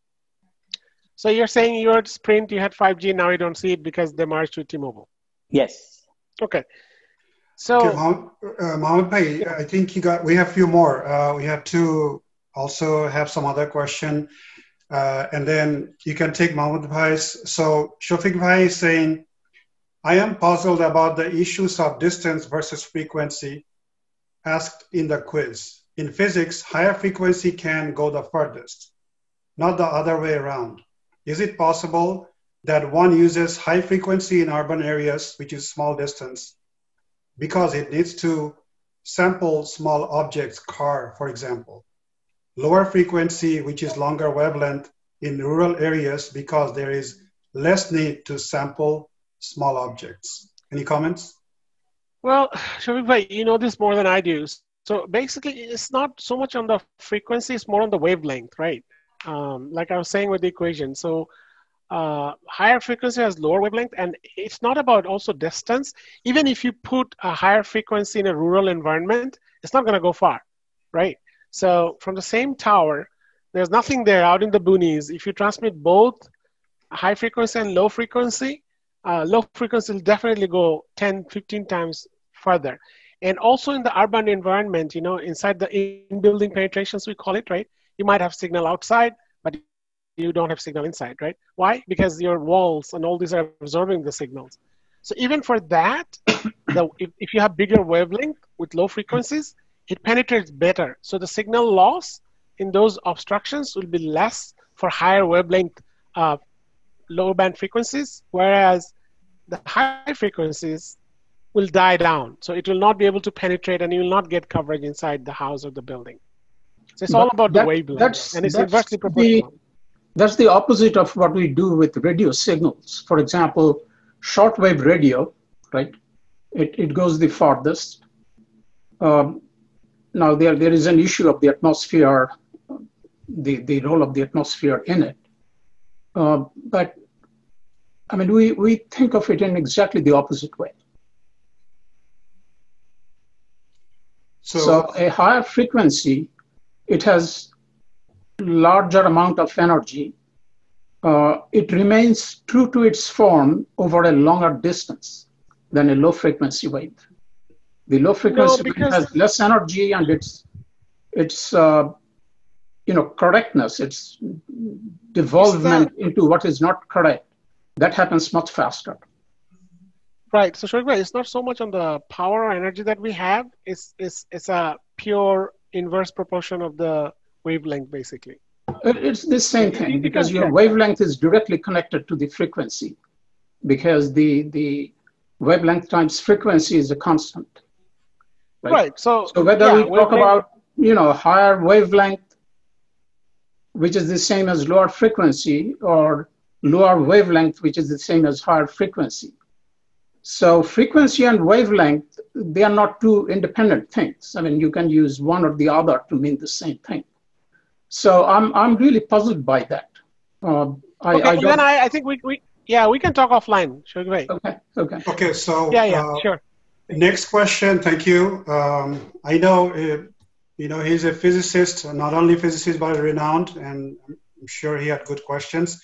We can go on one-on-one or in the hangout areas. So the next question also comes from Saeed Aziz in Austin. It says, do the older 4G, 3G technology infrastructure of the towers gets upgraded or obsolete? And also he has question, do 5G also use triangulation to locate caller? Do we still have to update home address with carrier for emergency services? And with 5G, would the ISP home service become obsolete? Okay, so let me take one question at a time. Do the older technology infrastructure get updated or obsolete? So the answer to that question is that the tower infrastructure is there. We just upgrade the equipment on the tower, or sometimes we add. So for example, right now, 4G or LTE is still gonna be there for quite some time. We're just adding another antenna for 5G, right? And some equipment at the bottom of the tower, at the base of the tower for radios and other things. So it doesn't become obsolete. We just keep adding new stuff. And then, we also sunset the old technologies, right? So for example, 2G. A lot of the carriers have already sunset 2Gs. They don't support 2G anymore. And a lot of the carriers are in the process of doing that. So once we do that, then we can decom all those obsolete equipment from the tower. But the tower itself stays the same, it's constant, because that location is needed to serve the customers. 5G also use triangulation to locate callers. Triangulation technology is basically used for in and on calls. I think that's what you meant, because sometimes if you're hiking somewhere and you are in danger and you cannot really say your address or intersection, then you just call the operator and they find through triangulation within 100-meter accuracy that where you could be. So that voice call is right now still gonna be on the LTE, because voice doesn't have as much demand, right, as data. So data, you need that high throughput, latency, and all that. So I think the triangulation will still stay for a while on the in-and-on call. Updating home address with carrier for emergency services, I don't think that will be needed. ISP home service become obsolete, that is something that industry will dictate. But from the wireless industry perspective, that is the goal basically, that you will be able to feed your internet need at our homes through the wireless carriers, through the mobile broadband. So in the distant future, it might be, yes. Or you can decide, let's say if you do not have great coverage, you live on a mountain in a remote suburban areas, and then 5G is going to be a little late to come, so you decide to keep your ISPs, and then in the long run, if you have the service, you switch. Or sometimes you might not even have the service. You might have to stay on that, like the landline, right? So slowly and gradually, you know, the landline was kind of replaced by the wireless, but it took some time, and some people do still have landlines, right? So it's going to be exactly like that. Okay, thank you, Azmal. I think we'll take 2 more questions on the Q&A chat session, and then they can ask you one-on-one. And I think Mahmoud Bhai is eagerly waiting. He has a lot of questions and maybe many other. So the next question comes from Shafiq Bhai also. Maybe it's a comment and a question, which is, it said that problem with 5G in the US is that the military here is already using a lot of the 5G bandwidth, leaving a much shorter band for civilian use. This is not true of other countries. So your comment on that, and then Tawheed from Austin also asked, do you know what is the current status of implementation of 5G in Bangladesh? Please go ahead.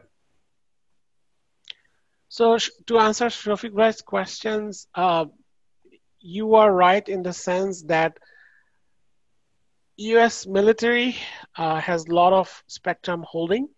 And normally what happens, Shafiq Bhai, is that once they're done with that band, or there's a pent-up demand for new technologies to have more spectrum, they slowly give it to FCC, and the carriers, they bid, right? So there's a bidding war. They start paying billions of dollars to get those spectrum.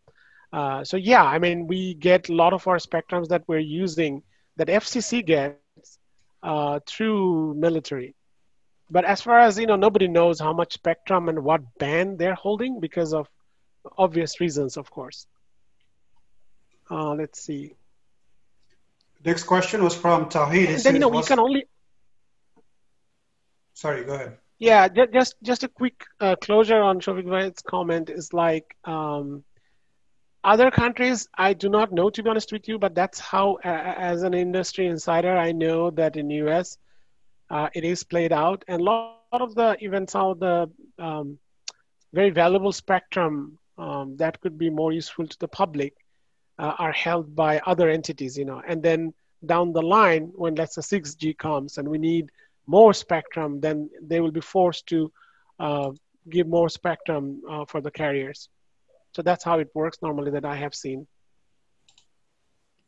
And then, sorry, so I'll go to Tawheed. Yeah, the Tawheed question was, if you know, what is the current status of implementation of 5G in Bangladesh? Oh, I can't comment on that, to be honest with you, because, you know, I'm not in sync with the wireless industry in Bangladesh, right? What I have heard that since we are just deploying in US and the Western world right now, if you want me to guess, I would say normally for the previous technologies, they're a couple of years behind, right? So they didn't still fully grasp the 4G. So they're working on that. So I would say at least, you know, a couple of years from next year. Without knowing any facts, that's my just educated guess, yeah. Thank you. If I may, I'll take the last question, which is a little bit different, which is Comcast. How Comcast will do in 5G? I know AT&T, Verizon, and T-Mobile, they're competing each other neck and neck on the 5G rollout and then carrying the 5G. They're the carrier for them. But how would Comcast roll out in this game? So unfortunately, Sohail, I can't comment on that. It is a little bit like, you know, their business model, they know better than us, and we are their competitors in a way. So if you don't mind, I would rather stay away from commenting on that. Sure. Thank you. With that, we'll conclude the chat session questions. And you are welcome to talk one-on-one with the guest, any question related to 5G. And once nobody else have any question, we'll do the Adda or Hangout. So this session is also still being recorded, just for your information. So once we stop the recording, you can have all the informal Adda and Hangout question and things like that. So I see that the first question comes from Mustaq Bhai from London. Mustaq Bhai, please unmute yourself and go ahead. শোনা যাচ্ছে Sohel? Yes, please go ahead. Mustaq Bhai, শোনা যাচ্ছে। Azmal, my question is around the corporate network. You touched upon the mobile broadband for the home users to a certain degree, like, and there are possibilities that the ISPs, the traditional ISPs may go out of business, right? But, and if you are under any kind of NDA for commercial sensitivity, you don't have to answer these questions. But my question is, the big telco operators like T-Mobile, are they doing anything for the corporate network? Because potentially, with all the promises of 5G, you can get rid of your office LAN, and with a lot of the servers moving to the cloud nowadays, in the offices as well, with all the mobile connected devices, you could get rid of your LAN and the WAN. Now, are the telcos doing anything about it? Okay, so as far as T-Mobile strategy, first of all, I don't know as much because I'm on the engineering side, of course. There are strategies that sometimes they share it with us. And like you said, some of them I can't share with you, but in general, high level, that's the ultimate goal, right? To replace, like we replace landlines, to replace those, because with the capacity and throughput and everything, I think, you know, even for the corporate, I don't know, in a lot of the companies these days, we don't have desk phones anymore. So we just use our Skype and other things, right? And then a lot of the offices in LA and other entities and industries, they come to us saying that they want to replace their whole landlines and LAN and all these systems, you know, they want to completely go wireless. So it is already happening as we speak. Mustaq Bhai, আপনার question answer হয়? Yes, to a certain degree, yes. Okay. I was more interested whether there are any specific focus to get rid of the local area network and the wide area network in the corporate sector. But for that, it requires a lot of investment from the telco, because you have to worry about the corporate security and all these other Yeah, things. exactly. The LAN and WAN, the LAN and WAN system in the corporate world, if you ask me personally, without knowing a lot about that, I would say that still it's going to stay here short term. Mm-hmm. So there are some reservations, there are some security issues like you mentioned. Because of that, it will take a little longer to replace those.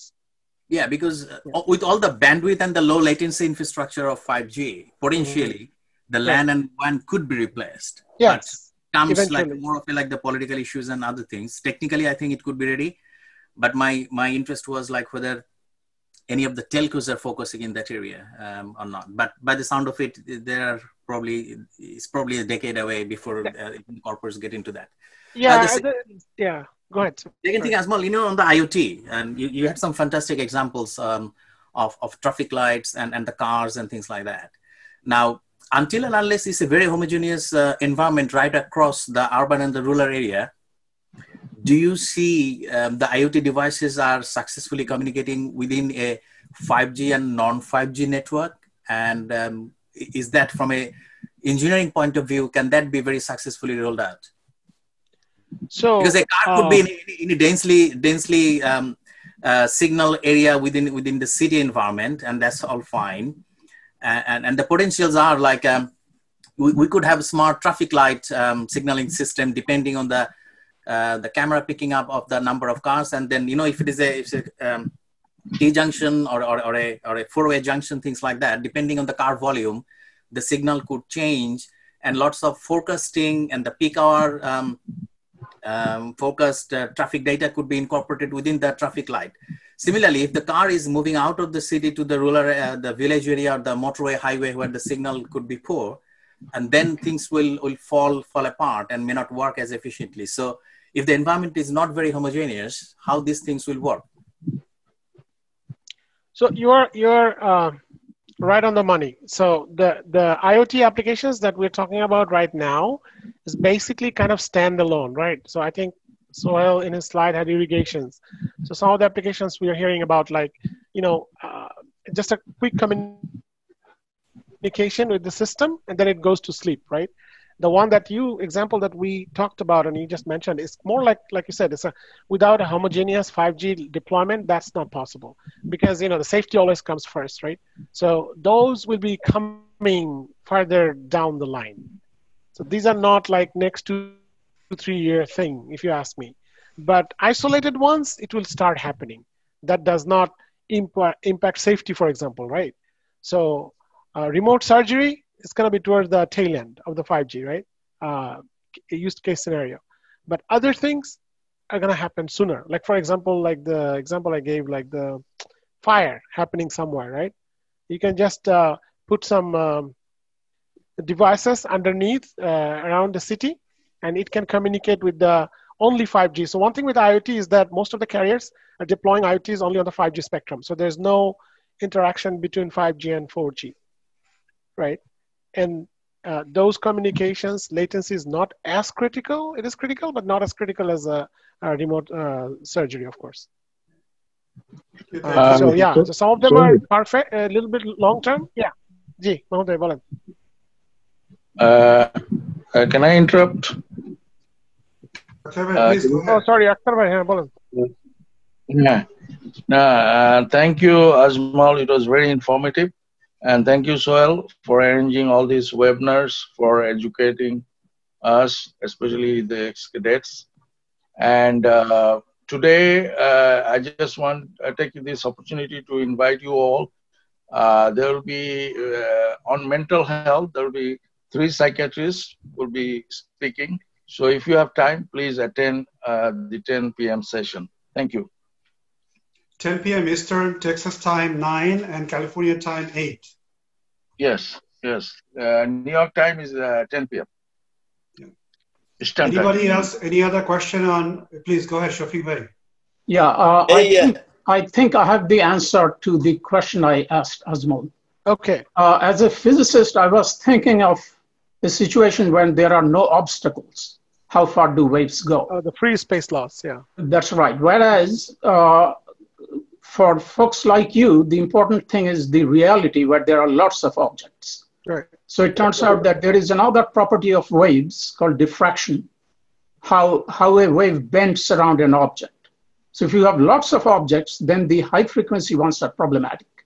Yeah, it's very sensitive. Right. Refraction and deflections. I was about to answer your question, but I mean, since we are kind of diverted, I think in a ideal free environment, like free of any obstacles, hills, buildings, trees, I think the shortwave or millimeter wave would travel further.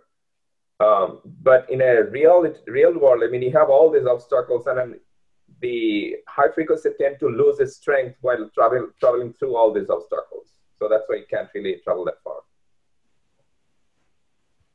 Okay, Shafiq bhai, you're good. Okay, so next question comes from Shaju from Austin, Texas. Sohel ভাই, আসসালামু আলাইকুম, আমাকে সুযোগ দেওয়ার জন্য। আর প্রথমেই আপনাকে ধন্যবাদ যে এই চমৎকার একটি সেশন আয়োজন করার জন্য, কারণ আমি চেষ্টা করি আপনার প্রতি সেশনে যোগ দিতে যেগুলো আপনি আয়োজন করেন। এবং আজমল ভাই যিনি আজকে প্রেজেন্টেশনটা করলেন, আপনাকে অসংখ্য ধন্যবাদ। তো সোহেল ভাই, আপনার প্রতি আমার আসলে একটা প্রশ্ন, সেটা হচ্ছে যে আপনি এক পর্যায়ে বলেছেন যে ইনভেস্টমেন্টের ব্যাপারে আপনার একটা ইন্টারেস্ট আছে বা এই বিষয়ে আপনি কিছু সময় ব্যয় করেন। তো আপনার সাথে আমার প্রথম সরাসরি মিট হওয়ার সুযোগ হয়েছিল এবছরের ফেব্রুয়ারির শেষে সিডার পার্ক রিক্রিয়েশন সেন্টারে যে কালাভুনা পার্টিটা হয়, জানি না আপনার মনে আছে কিনা। Yes, I do, of course. Yes. So আমাদের যদি আবার কোভিড ফ্রি ওয়ার্ল্ড আমরা পাই, ইনশাল্লাহ আগামী বছর আমাদের ভলিবল টুর্নামেন্ট হবে। তো আমি কি আপনাকে একজন ভালো ভলিবল টুর্নামেন্টের দানশীল ব্যক্তি হিসেবে, ডোনর হিসেবে কাউন্ট করতে পারি? এখানে অনেক ভালো ভালো দানশীল ব্যক্তি আছে, so it's a different topic, maybe we can discuss offline. Just to one thing, just because I invest, that does not mean I have tons of money. So but I want you to know that these are the possible investment companies that you can take a look, and in next 2 to 5 years, very likely these companies will do very well, at least 50 to 60%, if not more. So that was my goal. Shaju, I encourage you to go after that donation thing, because when we are in trouble, we always reach out to Sohail. So you guys are missing out already. Yeah. Too late. Yes, well, already late. মানে না থাকলো ওনার যে big heart আছে এই ব্যাপারে কোনো সন্দেহ নাই, আমি নিশ্চিত। Oh, absolutely. আচ্ছা, Thank you. সোহেল, এই যে মেন্টাল হেলথের সেমিনারটা কখন কি বললা আমি ঠিক খেয়াল করে শুনি নাই। Sorry, that is organized. So if nobody has any question, then we can stop the recording, and then we can go to the next topic and Adda and hang out. Yeah, the recording has any other question? Mahmoud bhai, I'm sorry, I had to stop you because we're going on a different session. Did you have any other questions? No, perfectly okay.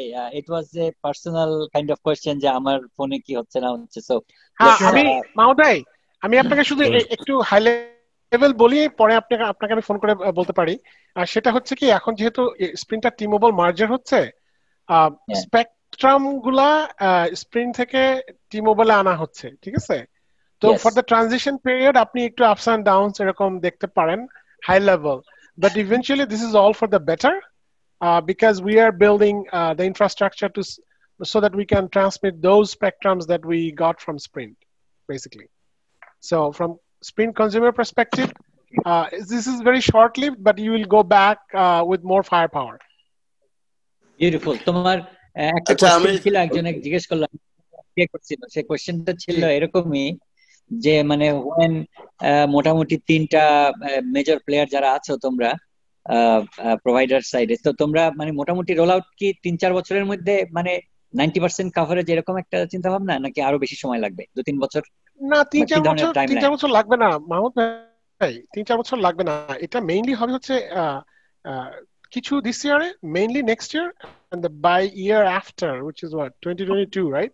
2022 we should have a pretty very good footprint for 5G. Yeah, beautiful.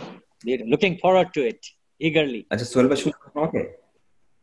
আচ্ছা, এই দাড়ি না কামাইয়া আমি তো আমার এই যে seminar ছিল মনেই ছিল না, আমি তো দাড়ি না কামাইয়া ঢুকে গেছি। আচ্ছা, আমি কি একটা প্রশ্ন করতে পারি?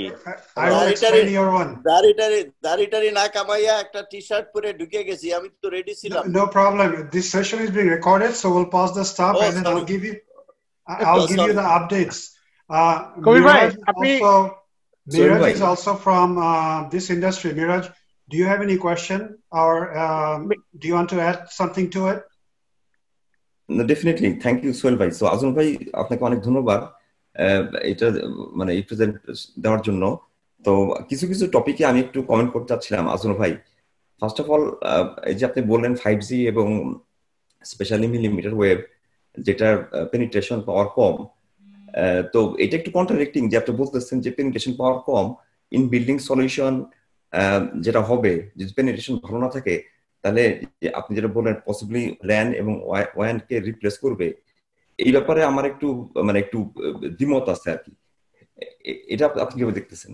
আচ্ছা, তোমাকে আমি তাহলে একটু খুলে বলি। সেটা হচ্ছে কি, ধরো তুমি যদি মিলিমিটার ওয়েভটা আউটসাইডে একটা লাইট পোস্টের উপরে ইনস্টল করো, এবং ধরো ডাউনটাউন এলে এখানে একটা বিরাট 20 স্টোরিড অফিস বিল্ডিং আছে, ওই পেনিট্রেশনটা তুমি পাবা না। তোমার যদি ডাউনটাউন ওই অফিস বিল্ডিংটা কভার করতে হয়, you need some internal product so that you can transmit staying within, right? And that is the catch basically. So তুমি ওই outside foot traffic, vehicular traffic you can cover, right? কিন্তু তোমার যখনই তুমি building এর ভিতরে আসবা, then you have mid band, right? So most of the carriers have plenty of resources on mid band, so then you will be served by mid band 5G, so you're not going to go out of coverage. that make sense? No, that makes sense definitely. Stadium যেগুলা stadium টাইপের সিচুয়েশনে ওইগুলো diploid হবে হচ্ছে তোমার হচ্ছে সিটের নিচে বিভিন্ন টেকনোলজি এখন আসতেছে ওইভাবে, so that they are already there is no obstructions or anything, right? So it's right there, it's not coming from outside cell tower. So Miraj, our little knowledge, let me tell you something. What I found out big time. What I found out and noticed, the real estate investment jara ache, just a tall building, what they're doing, not only the tower, but all those big buildings were also going to have some sort of connectivity. So all these real estate, a lot of real estate companies, they're doing very well because of this 5G, because they're putting small antennas everywhere. So with that, Mohammed Bhai, did you have any question? আবার বলো। আমি যেটা বলতে চাচ্ছি, আচ্ছা, মোহাম্মদের কাছে ঘুরে আবার আসি। মাহমুদের মধ্যে একটা কোশ্চেন ছিল। ওই নাকি? Yeah. না আমাদের Okay, so I guess I'll stop the recording. Would like to thank you all the attendees and the guests who took the time to join us today. Hopefully it was beneficial in a great way or in a small way, however it is. We appreciate your presence. Thank you very much again. And let me great thank to Azmal Khan, who took the time in this his Sunday morning to be with us and share the wealth of information on 5G. So we appreciate all of your presence. I'm going to stop the recording, and next portion, the Hangout or Adda, will not be recorded. So please feel free. Anybody can talk. You can unmute and make any comments. Thank you once again for joining us today.